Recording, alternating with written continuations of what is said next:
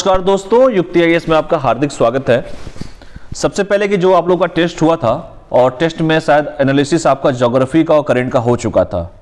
आज मैं साइंस का एनालिसिस करूंगा। आगे बढ़ने से पहले युक्ति आईएएस के बारे में कुछ आप लोग को बता देता हूं कि युक्ति आईएएस का देखिए ऑनलाइन टेस्ट तो ऑलरेडी चल ही रहा है। बहुत सारे टेस्ट ऐसे भी हैं, जैसे बीपीएससी का ये है तो बीपीएससी का मैं आपका एनालिसिस कर रहा हूं। इसके साथ साथ बहुत सारे ऐसे टेस्ट हैं जो लगातार आपको देखने को मिलेंगे। जैसे यहाँ पे देखिए ऑनलाइन टेस्ट सीरीज युक्ति आईएएस प्लेटफॉर्म का है। टेस्ट दोनों मीडियम में है, हिंदी और इंग्लिश दोनों मीडियम में है। तो जिनको इंग्लिश में देना है इंग्लिश में दे, जिनको हिंदी में देना है हिंदी में दे सकते हैं।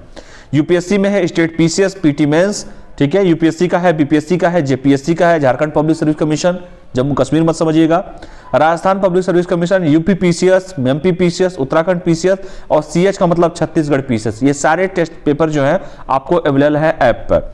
आपको जिसका जाकर सब्सक्रिप्शन लेना है वो ले सकते हैं। इसके साथ ही साथ जो भी गवर्नमेंट वनडे एग्जाम की तैयारी करते हैं, जैसे एसएससी की तैयारी करते हैं, एसएससी बूस्टर है, बैंकिंग बूस्टर है, रेलवे बूस्टर है, यूपी बिहार एसआई जो दरोगा जो होता है, सब इंस्पेक्टर जिसे कहते हैं, उसका भी बूस्टर है, और FCI food corporation of India का जो है उसका भी बूस्टर है। आप किसी का भी जाके जो एसएससी की तैयारी कर रहे हो या बैंक का कर रहे हो या रेलवे का कर रहे हो या यूपी दरोगा का, बिहार दरोगा का, एफसीआई का, डीआरडीओ का, आईबी का, एयरफोर्स का, सभी का टेस्ट सीरीज इस युक्ति आईएएस के प्लेटफॉर्म पे अवेलेबल है। तो जिनको भी टेस्ट सीरीज देना हो जो जाकर वहां पे सब्सक्रिप्शन अपना ले सकते हैं, ठीक है। तो इसके लिए सबसे पहले युक्ति आईएएस का ऐप डाउनलोड करना पड़ेगा।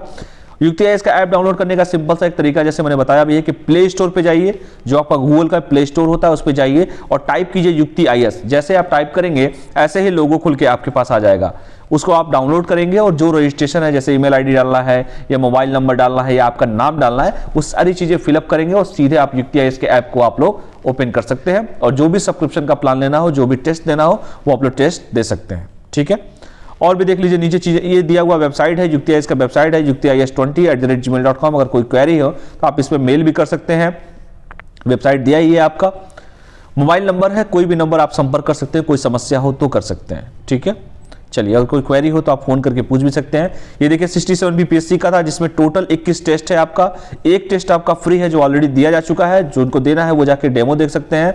7 जो टेस्ट होंगे वो सब्जेक्टिव टेस्ट होंगे और 13 जो टेस्ट होंगे वो फुल टेस्ट होंगे, यानी 13 7 20 और 1 21, यानी कि टोटल आपका 21 टेस्ट होगा। टोटल 500 स्टूडेंट होंगे, ठीक है। According to number of student इनको प्राइस डिस्ट्रीब्यूट किया जाएगा। रजिस्ट्रेशन स्टार्ट हो चुका है, 14 जनवरी से ही हो चुका है।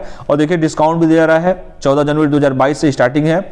डिस्काउंट दिया है, 2 साल की वैलिडिटी लिखा हुआ है यहाँ पर। 199 में आप 199 रुपए में 2 साल तक आप टेस्ट दे सकते हैं। दोनों मीडियम में दे सकते हैं, हिंदी में भी दे सकते हैं और इंग्लिश में भी दे सकते हैं। इसके साथ साथ जो एसएससी बूस्टर है वो आपका 399 का है। 2000 टेस्ट है इसमें, एसएससी बूस्टर में 2000 टेस्ट है। SSC banking, railway, other bank का टोटल कॉम्बो पैक है ये 1 साल के लिए। यानी कि कोई भी लड़का अगर वनडे एग्जाम की तैयारी करता है, वो लगातार टेस्ट देना चाहता है, तो पूरा कॉम्बो पैक ले सकता है। 399 में 1 साल के लिए वैलिड है ये। इसमें टोटल 2000 टेस्ट हैं। 2000 टेस्ट मतलब बहुत होते हैं। अगर एक दिन में 2 भी टेस्ट देगा ना तो कम महीने का, साल भर में 700-800 टेस्ट होंगे। 800 दूना 1600 टेस्ट होंगे। आपको इतना टेस्ट दिया जा रहा है। कोई भी भारत में ऐसा कोई कोचिंग इंस्टीट्यूट नहीं है जो इतना ज्यादा टेस्ट सीरीज इतने कम पैसे में दे पाए आपको। क्योंकि आप लोग जोड़ लीजिए 2000 टेस्ट, अगर एक लड़का 3 टेस्ट भी देता है तो साल भर में 900 टेस्ट होंगे, यानी कि 2 साल में 1800 टेस्ट होंगे। इतना टेस्ट देगा को टेस्ट देते देते टेस्ट क्रिएशन करने लगेगा। तो इतना ज्यादा फैसिलिटी जो है युक्ति आईएएस की तरफ से दिया जा रहा है। एसएससी बूस्टर में भी आप लोग देख सकते हैं, वैसे सेम है, 199 का है, 1 साल के लिए वैलिडिटी है इसकी और 500 टेस्ट है। 399 लेंगे तो 2000 टेस्ट है। तो जो देना हो, जो लेना हो, वो आप लोग देख सकते हैं, सब्सक्रिप्शन जाके ले सकते हैं। बैंकिंग का भी वही है, 199 500 टेस्ट, 1 साल की वैलिडिटी है। यहाँ पर रेलवे का भी वही है, 199 का अगर आप लेते हैं तो 1 साल की वैलिडिटी है। यानी अलग अलग सेगमेंट में ले सकते हैं। रेलवे का लेना हो तो अलग है, बैंक का लेना हो तो अलग है, एसएससी का लेना हो तो अलग है। लेकिन अगर पूरा लेना हो तो एक साथ कॉम्बो पैक जो है वो 2 साल के लिए है, आपका 2000 टेस्ट है, ठीक है। चलिए और आगे बढ़ता हूं मैं। तो सबसे पहले ये चीजें थी जो मैंने आप लोगों को बता दिया, और आगे आप लोग देख लीजिए आगे क्या क्या चीजें हैं आप लोगों के साथ। तो ऑलरेडी आप लोग का ज्योग्राफी का और करंट का हो चुका है, या पता ही होगा आप लोगों को। आज मैं साइंस का करा देता हूं। जिन लोगों को कोई भी क्वेरी हो, अगर कुछ भी पूछना हो तो दिए गए नंबर पर संपर्क कर सकते हैं। टेलीग्राम से भी जुड़ना हो तो टेलीग्राम से जुड़िए। दिन भर क्विज होते रहते हैं, हर सब्जेक्ट के क्विज चलते रहते हैं, पोल होते रहते हैं। उसमें कम से कम 2000 के आसपास बच्चे हैं। आप लोग जाके वहां देखिए पहले। टेलीग्राम यहाँ पर है, देखिए क्विज टेलीग्राम का डायरेक्ट आप एक्सेस कर सकते हैं। अपने गूगल के स्कैनर पर जाइए और सीधे स्कैन करेंगे, डायरेक्ट संस्थान से आप जुड़ जाएंगे। तो चलिए सबसे पहले चलते हैं हम साइंस वाले पोर्शन में। क्योंकि ज्योग्राफी हो चुका, हिस्ट्री हो चुका, ज्योग्राफी और करंट हो चुका है, शायद साइंस का बाकी था, साइंस भी मैं कर देता हूं आज। तो चलते हैं हम 81 क्वेश्चन पे, बने रहिए युक्ति आईएएस के साथ। 81 क्वेश्चन, लेखपाल का भी बैच स्टार्ट हो चुका है, जिनको भी सब्सक्रिप्शन लेना है तो लेखपाल का ले सकते हैं। टोटल 10 टेस्ट है 99 रुपीज में, और ये टेस्ट उन लोगों द्वारा क्रिएट किया गया है, ये टेस्ट उनके द्वारा पेपर बनाया गया है जो ऑलरेडी इंटरव्यू दे रहे हैं या जो पास आउट हैं। तो हल्के में मत लीजिए, जो चीजें दी जा रही है ऑथेंटिक दी जा रही है। इतना एक्सप्लेनेशन कोई भी कोचिंग इंस्टीट्यूट नहीं करता है जितना एक्सप्लेनेशन आप लोग को दिया जाता है, और इतने कम फीस में जो टेस्ट दिया जा रहा है युक्ति आईएएस की तरफ से। तो सबसे पहला क्वेश्चन पूछा गया था 81 में। चलिए 81 क्वेश्चन में मैं आ जाता हूं। सापेक्षता का सिद्धांत किसने दिया था? यह क्वेश्चन डायरेक्ट आप लोगों से पूछा गया था। ऑप्शन में था Einstein, Newton, Pascal, Fleming. 4 option आपके पास थे। आइंस्टीन, जिसका समीकरण था E=mc², बचपन में पढ़ा भी होगा आप लोगों ने। दूसरा न्यूटन, तीसरा पास्कल और चौथा फ्लेमिंग। 4 ऑप्शन है, सही ऑप्शन का चुनाव करना है। तो इसमें जो सही आंसर है वो है आपका ऑप्शन ए। तो ऑप्शन ए जो है, आइंस्टीन सापेक्षता का सिद्धांत दिया था। आइंस्टीन के प्रसिद्ध समीकरण E=mc² है, mc² है। सी क्या है? प्रकाश की चाल है। का सापेक्षता का सिद्धांत का समीकरण है। वर्ष 1905 में जर्मन भौतिकविद अल्बर्ट आइंस्टीन ने द्रव्यमान और ऊर्जा के बीच संबंध, यम क्या है? मास, द्रव्यमान और ऊर्जा के बीच संबंध स्थापित किया था। E= ऊर्जा, एनर्जी जिसे कहते हैं, E=mc², जहां E क्या है? एनर्जी है। इस सिद्धांत के अनुसार द्रव्यमान और ऊर्जा एक दूसरे से स्वतंत्र नहीं है, बल्कि एक दूसरे से संबंधित भौतिक इकाई है। तब प्रत्येक वस्तु में उसके द्रव्यमान का एक ऊर्जा होती है। अर्थात द्रव्यमान और ऊर्जा एक ही भौतिक इकाई है और एक दूसरे में परिवर्तित हो सकते हैं। यदि किसी वस्तु का द्रव्यमान अगर यम हो और सी क्या है? प्रकाश का वेग हो, तो उसका जो समीकरण होगा E=mc² होगा। तो यही क्वेश्चन आप लोगों से डायरेक्ट उठा के पूछ दिया गया था। इसका सही जो आंसर होगा क्या होगा? ऑप्शन ए होगा, mc², E=mc², आइंस्टीन इक्वेशन, जहां E क्या है? एनर्जी है, m क्या है? मास है, c प्रकाश की चाल है। दूसरा क्वेश्चन पूछा गया 82 में कि अभिदृश्य की फोकस दूरी का नेत्रिका की फोकस दूरी से अनुपात किसके लिए 1 से अधिक होगा? यही क्वेश्चन आप लोगों से पूछा गया था। The ratio of the focal length of objective the focal length of आइज पिक इज ग्रेटर देन 1/4। यही क्वेश्चन आपसे पूछा गया था। दूरदर्शक, सूक्ष्मदर्शी और दूरदर्शन दोनों, और लेंस उपरोक्त में से कोई नहीं, 1 से अधिक। यही क्वेश्चन आप लोगों से पूछा गया था। 4 ऑप्शन दिए गए थे। एक लास्ट ऑप्शन बिहार का है जो 5वां ऑप्शन है। तो इसका जो सही आंसर है इसका भी दूरदर्शक ही होगा, क्योंकि दूरदर्शक के लिए अभिदृश्य की फोकस दूरी का नेत्रिका की फोकस दूरी से अनुपात 1 से अधिक होता है। अर्थात अभिदृश्य की फोकस दूरी नेत्रिका की फोकस दूरी हमेशा ग्रेटर देन 1 होगा। यानी कि इसका ऑप्शन क्या होगा? टेलीस्कोपिक होगा, दूरदर्शक होगा। चलिए अगला क्वेश्चन पे चलते हैं। 83 पूछा गया था, एक पिंड ऊर्ध्वाधर दिशा में ऊपर प्रक्षेपित किया जाता है। अगर कोई पिंड है उसको सीधे ऊपर फेंका जाता है तथा वो पूरा धरातल पर गिरता है, यानी कि किसी भी अगर गेंद है उसको ऊपर उछालते हैं और नीचे धरती पर गिरता है, तो इसकी स्थिति ऊर्जा क्या होगी? क्या वह धरातल पर अधिकतम होगी? क्या सर्वाधिक ऊंचाई पर अधिकतम होगी? क्या वापस के दौरान अधिकतम होगी? या धरातल पर अधिकतम ऊंचाई, दोनों पर अधिक होगी?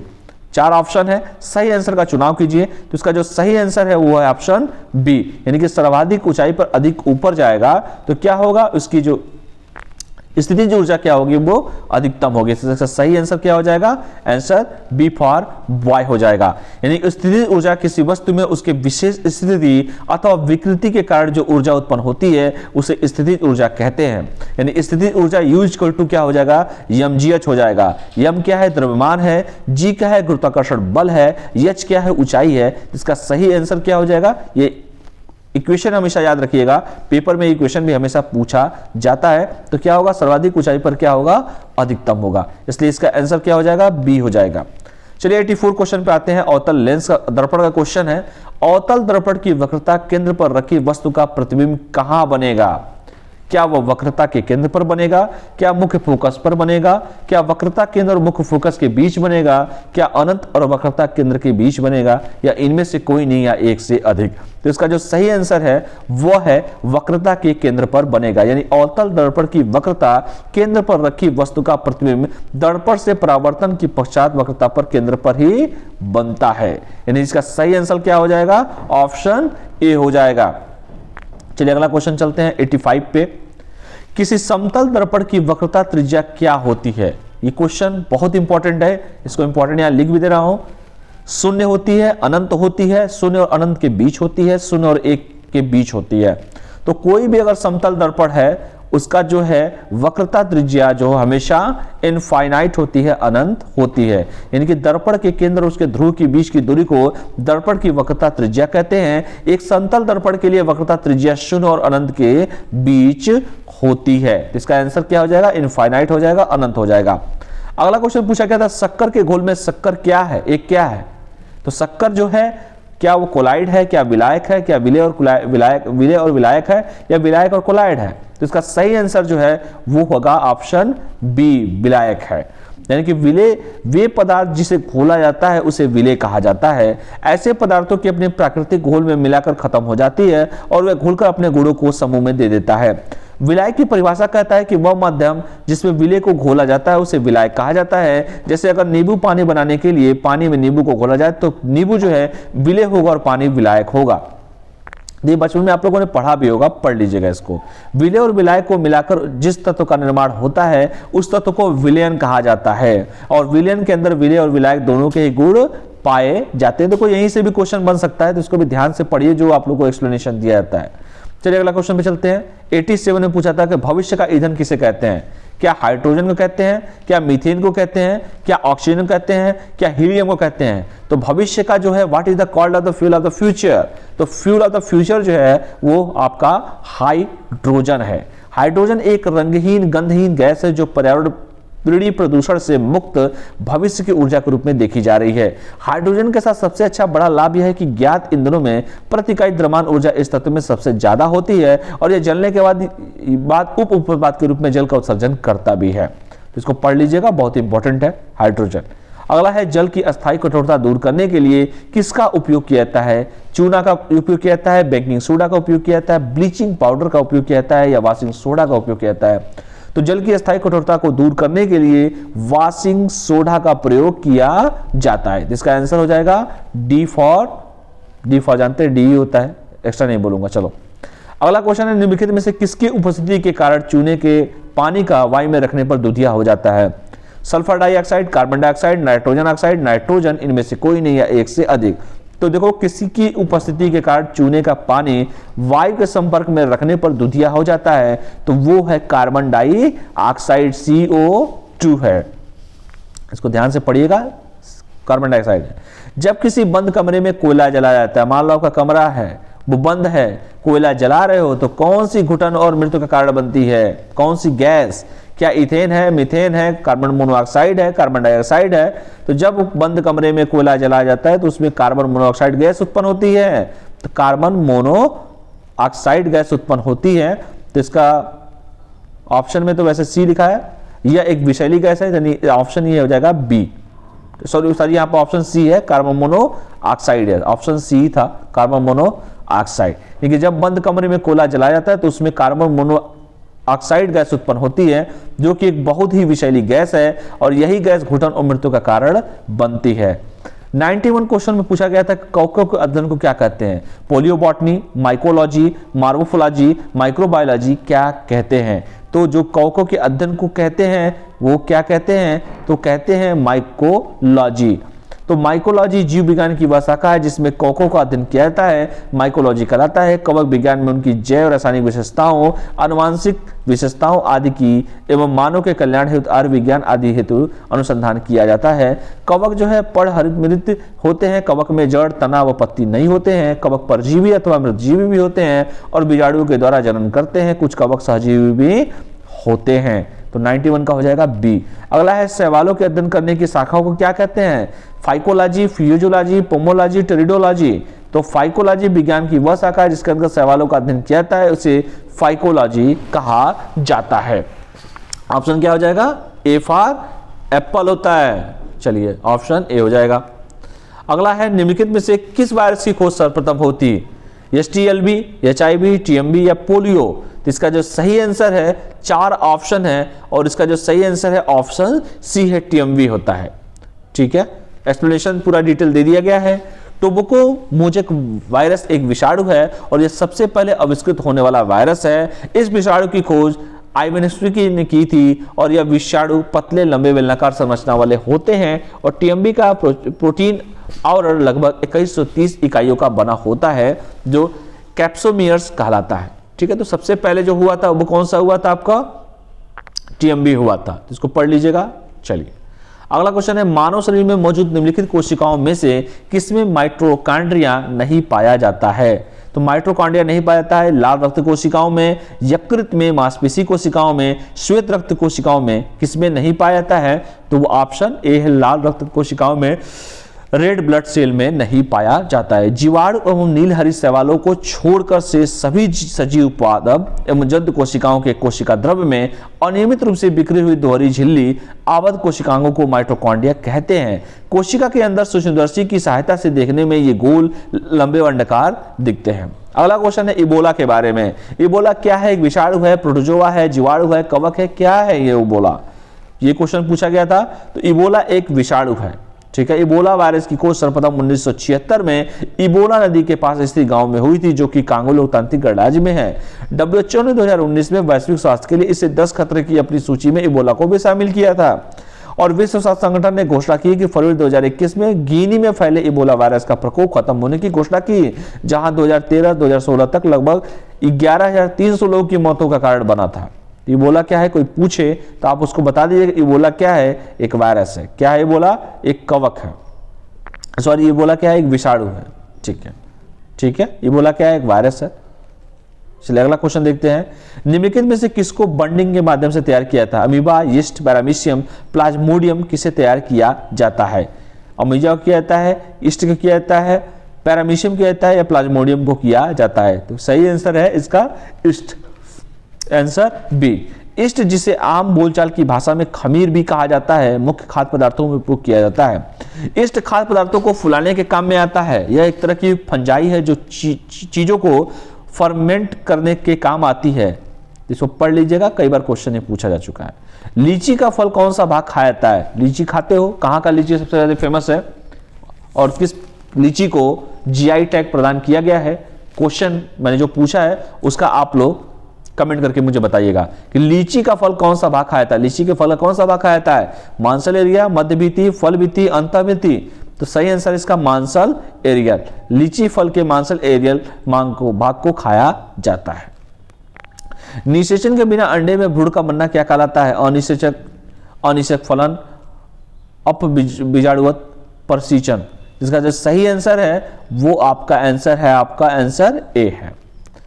एक्सेनोमीटर का उपयोग निम्नलिखित में से किया जाता है? प्रकाश संश्लेषण के दर मापने में, वृद्धि दर नापने में, ऊर्जा ह्रास की दर नापने में, रसाकर्षण के दौरान मापने में। इसका जो सही आंसर है वो वृद्धि दर नापने में किया जाता है। बायोलॉजिकल हॉटस्पॉट की मुख्य विशेषता क्या होती है? ऑप्शन ए वनस्पति और जीवों की विविधता होती है, ऑप्शन बी कुछ प्रजातियों की फिलहाल विलुप्तता की स्थिति होती है, ऑप्शन सी स्थानीय फूलों के पौधे और उनसे जुड़े खतरे होते हैं, ऑप्शन डी विविध जीन कुंड की उपलब्धि होती है। तो जैव विविधता तप स्थल एक ऐसा जैव भौगोलिक क्षेत्र होता है जहां पर्याप्त मात्रा में जैव विविधता पाई जाती है और वह किसी प्रकार के मानवीय क्रियाकलापों के कारण से संकट में आ गए हों। जैव विविधता विशेषज्ञ डॉक्टर नॉर्मन मायर्स ने सबसे पहले इस जैव विविधता स्थल को पहचाना था। ठीक है, तो ये रहा पूरा का पूरा आपका साइंस का एनालिसिस। मुझे उम्मीद है कि आप लोगों को चीजें समझ में आई होंगी क्योंकि 20 क्वेश्चंस पूछते हैं बिहार पीसीएस में, प्रीलिम्स की परीक्षा में 20 क्वेश्चन आते हैं।